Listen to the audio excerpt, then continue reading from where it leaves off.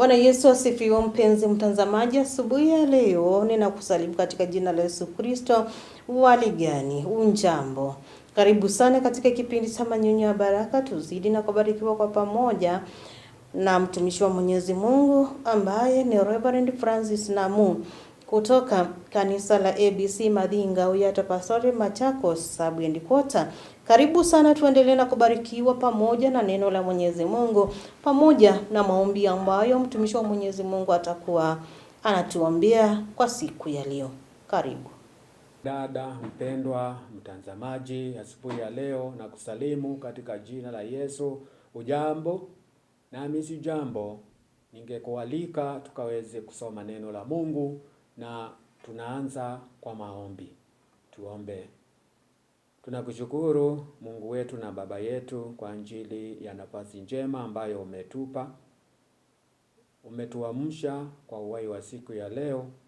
Mapenzi yako ni mengi na ni mema kwetu. Tunajikabidhi mikononi mwako ukaweze kutuongoza katika kila jambo. Na tunaomba hayo kupitia katika jina la Yesu Kristo Mwokozi wetu. Amina. Tunataka kusoma mtazamaji neno la Mungu kutoka kwenye kitabu cha Mathayo mtakatifu. Tusome mlango wa 7 mstari ule wa 21.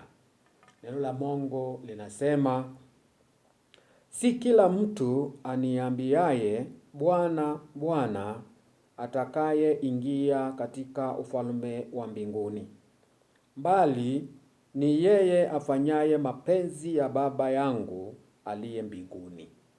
Bwana asifiwe.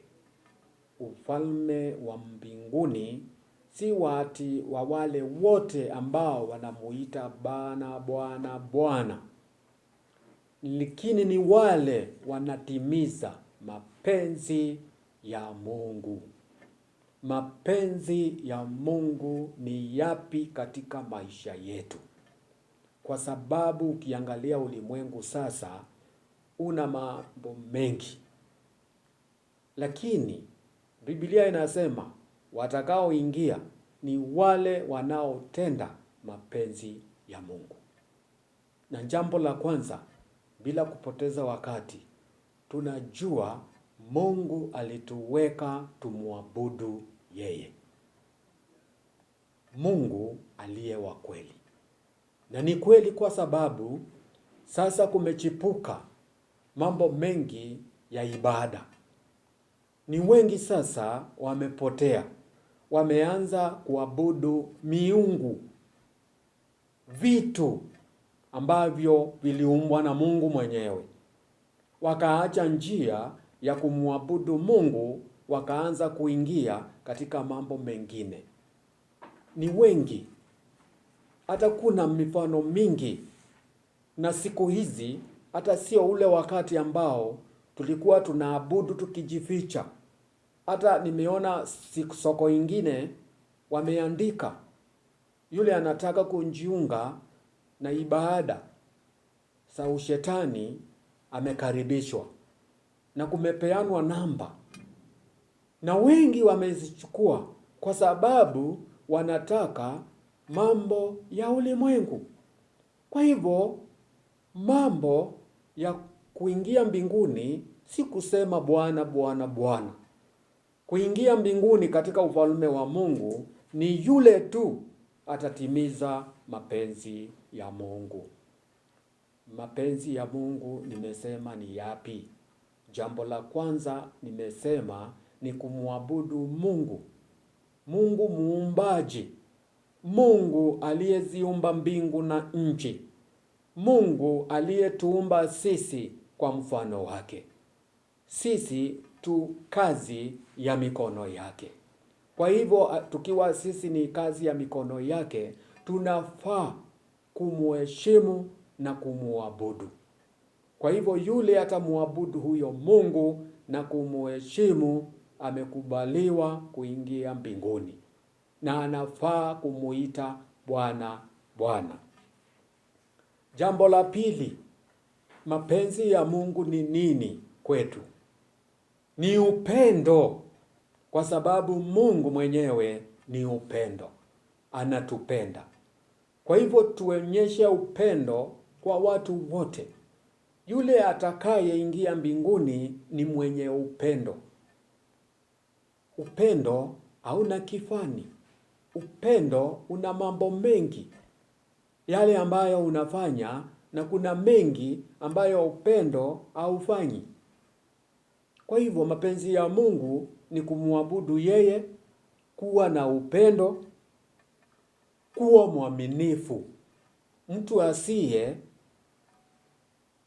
unganika ama kuchangamanika na mambo mengi. Kama ni kumwabudu huyo Mungu, hata watu wanajua hakika huyu ni mwokovu, huyu ni mfuasi wa Kristo. Unakuwa mwaminifu katika kutenda mambo ya Mungu. Unatenda haki. Kile ambacho kinahitajika na Mungu unakitenda. Wewe si mtu wa kuenda kando, wa kuenda pale, leo uko hapa na kesho unaenda hivyo. Ni mtu mwenye haki. Hayo ni mapenzi ya Mungu, mtu anayetenda haki, kutenda haki kwa wenzetu. Kuna jambo lingine.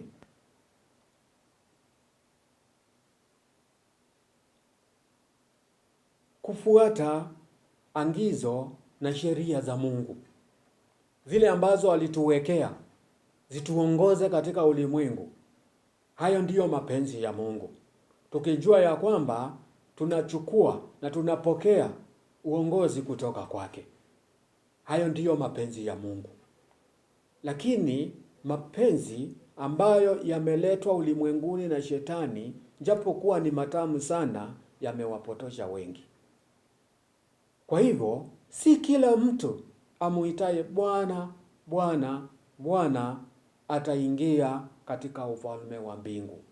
Siku hizi kila mtu anatambua Bwana, Bwana Mungu, na hata akiwa amekaa katika mambo ya dhambi, utasikia akisema nishaokoka.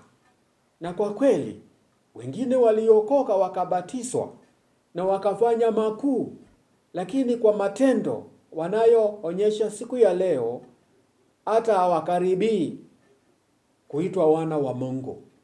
Lakini kwa ule upendo wa Mungu, ako na nafasi tu ya pili. Anawaita, anawaalika. Chunga mwenzangu, ukawe mtu wa kuongea kwa mdomo, kumuita Bwana, Bwana, Bwana. Lakini Yesu ametuangiza ufalme wa mbingu watakaoingia si ati ni wale wanaomuita Bwana, Bwana, Bwana, ila ni kutenda mapenzi ya Mungu. Jioji moyoni mwako, kila wakati unatenda kulingana na mapenzi ya Mungu. Kuna mambo ambayo nimenguzanguza ya kuonyesha mapenzi ya Mungu. Wewe unamwabudu Mungu, na kama unamwabudu Mungu, unamwabudu ukijitoa ama ukijitolea kulingana na vile wenzetu kama Danieli na wale wengine walivyokuwa wanamwabudu huyo Mungu hata wakati wa hatari. Jioji na ujue hii safari inahitajika mtu mwenye kutenda mapenzi ya Mungu. Si kumtaja tu Mungu Mungu. Hapana, ni yule anayetenda mapenzi ya Mungu. Ningeomba ukawe mmoja wa kutenda haki, wa kuonyesha upendo, wa kumwabudu Mungu na kuwa mwaminifu, ili ukaweze kupata nafasi ya kutimiza mapenzi ya Mungu, uwe mmoja kati ya wale watakaoingia mbinguni. Bwana akubariki. Bwana alibariki neno lake. Amina. Tunakushukuru Mungu wetu kwa huo umbali ambao umetutoa na kwa hii nafasi umetupa. Neno lako linaendelea na kutujenga na tunafurahia kwa sababu tunaendelea na kupata maagizo na maarifa kutoka kwa neno lako. Tusaidie, tuongoze na uendelee na kutufundisha. Katika jina la Yesu Kristo nimeomba. Amina. Kufanya ama kutenda mapenzi ya Mwenyezi Mungu kwa uaminifu. Basi asubuhi ya leo tumeweza na kujua kwamba sio wote wamwitao Bwana Bwana wataweza na kuona ama kuingia katika ufalme wa Mwenyezi Mungu. Je, wewe ni mmoja wa hao? Ama wakati ambapo unamuita Bwana Bwana, pia matendo yako yanaandamana na maneno yako? Kile ambacho unakitamka kupitia kinywa chako, je, matendo yako yanaandamana ama yanafanana?